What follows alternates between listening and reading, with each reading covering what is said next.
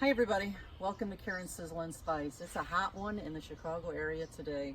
I'm back in my garden and today I'm going to show you how to make some herb butter. So I'm going to start by pinching off some of my basil here.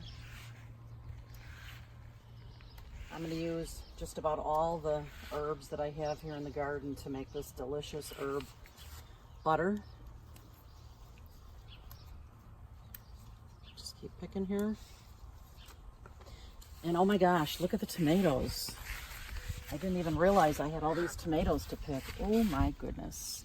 It's about halfway through the tomato season here where I live, and the cherry tomatoes are always the first ones to ripen.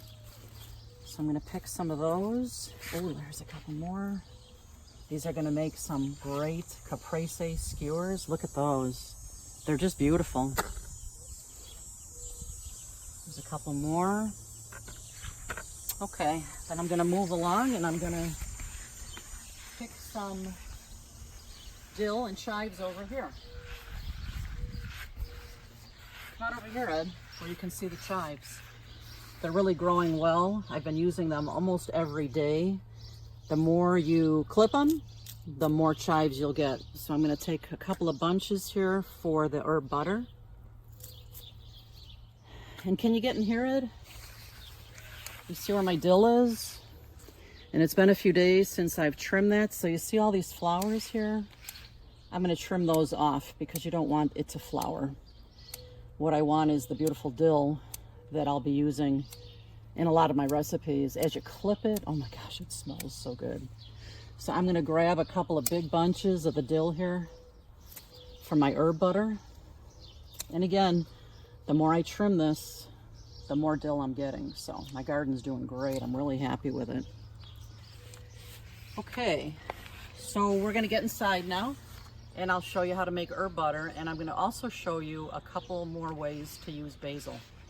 Let's get inside.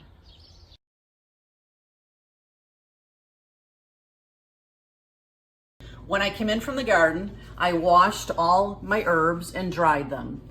And if you know anything about me, I love basil. I love everything about it. So I'm really excited to be able to show you a couple more ways to use it. So have you ever heard of Chiffonade of Basil? It sounds pretty fancy, doesn't it? But there's really nothing to it. A lot of the big cooks talk about it on the cooking shows, and sometimes they explain it, maybe not sometimes. So I'm going to show you how to chiffonade basil. I'm taking probably about 10 of the basil leaves and I'm laying them on top of each other in a pile, just like that. And what I'm going to do on the board here is I'm just going to roll this up as tight as I can. And then I'm going to take my sharp knife and I'm just going to slice right across the basil. And the chiffonade of basil, what it means is you're making ribbons of basil. This basil would be fabulous to add to your marinara, to any of your Italian dishes, and wherever you like, even on pizza, it would be delicious.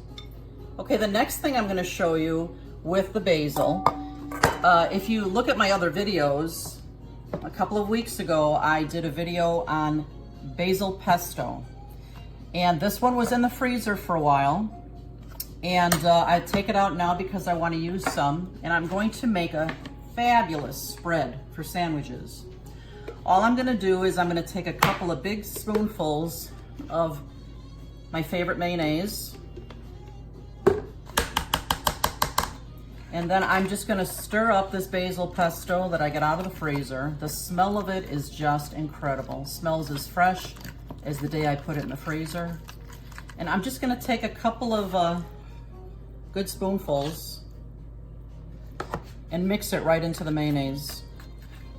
My favorite sandwich to put this spread on is scrambled eggs on toast with tomatoes from the garden. It's just heavenly. And again, this is one of those things that you can taste to tweak.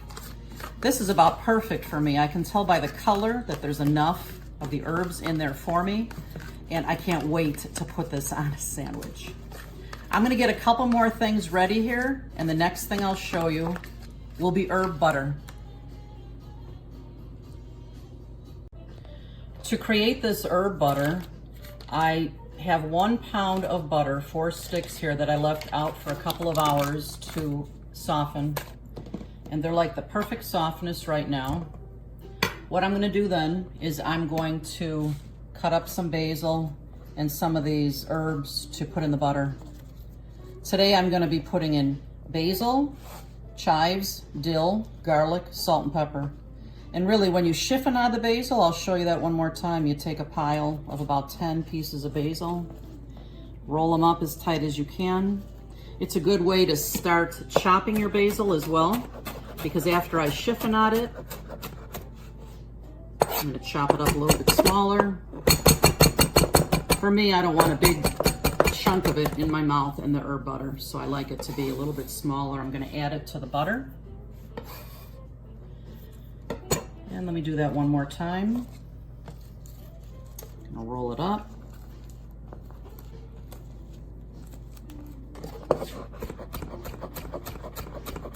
Chiffonade it, and then chop it into smaller pieces.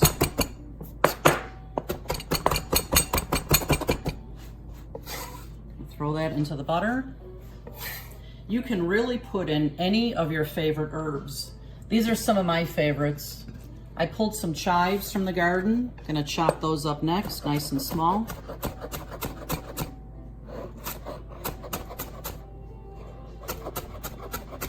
Chives are really a mild kind of onion. Sometimes I really prefer the mild taste of chives over other kinds of onions. So there's the chives. Now I'm gonna put in some dill from the garden. I'm gonna pull off the fluffy parts of the basil, the dill, of course. As soon as you pull it off the stems, the smell is wonderful. And you don't want to use the hard stems, so I throw those into my garbage bowl. A little bit more of this. Chop it up. And again, like I said, use any kind of herbs that you like. For me, these are abundant in my garden, so it's the perfect way to use this for herb butter. Herb butter can be frozen for months and it comes out beautifully. In fact, I like putting it in the freezer so that I can take it out as needed and just take a slice when I want to put it on something. So I have 3 cloves of garlic here. I'm going to mince them up right into the herb butter.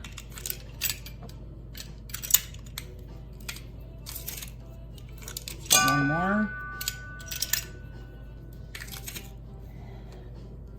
And then the only other thing I'm going to add right now is salt and pepper.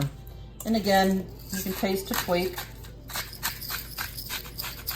I have so many favorite ways of using this herb butter. You can take a slice of the log of butter, put it on top of a piece of roasted chicken. You can put it inside a hamburger. You can put it on top of steak. You can put it in vegetables. My favorite's cauliflower. And of course, a baked potato. This herb butter just melts beautifully and it just gives it such a great pop of flavor. All I need to do now is to stir this herb butter up and smash all the herbs inside to the butter. I have prepared 3 pieces of saran wrap, and I'm going to create herb butter logs with this butter. It just takes a couple of minutes to get everything mixed in really well.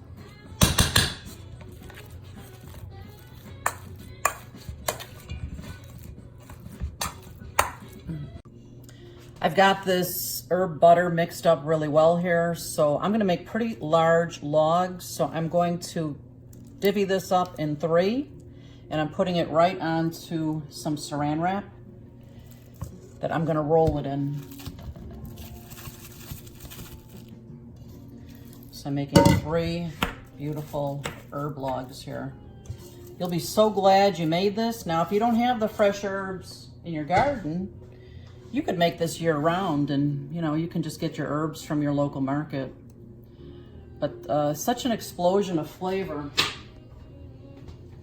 with this herb butter. Now what I'm gonna do is, I'm going to start rolling it by covering it with the saran wrap and kind of shaping it the way that I want it. You can just unwrap it and wrap it again, and then shape it the way you want it. And then what I do is just roll it up and twist up the ends. And there you've got your incredible herb butter. I'm gonna do one more here. Just move the saran wrap over the top of it. Roll it into a log. You can unwrap the saran, shape it a little bit better the way you'd like it. Roll it again. And then twist the ends. So today I made some incredible herb butter. I showed you how to do chiffonade of basil. So if anybody mentions that, now you know what that means. And I made basil pesto mayo that will be an incredible spread on many different kinds of sandwiches. So if you like what you've seen today, please subscribe to my page. And remember, you eat with your eyes first, so why not make it beautiful? Thanks for being here. See you next time.